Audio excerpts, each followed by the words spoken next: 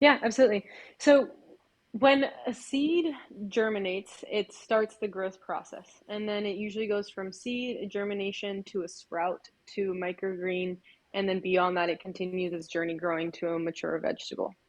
So at different stages, those plants have different nutritional values.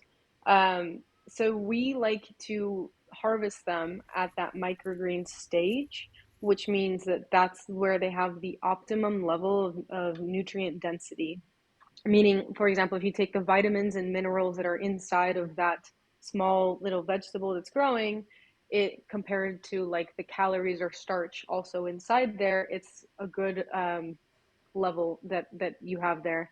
And not all seeds can really be considered microgreens. So that's the other thing that we need to think about is microgreens are usually seeds that germinate faster. So they are at this peak stage usually within 7 to 14 days.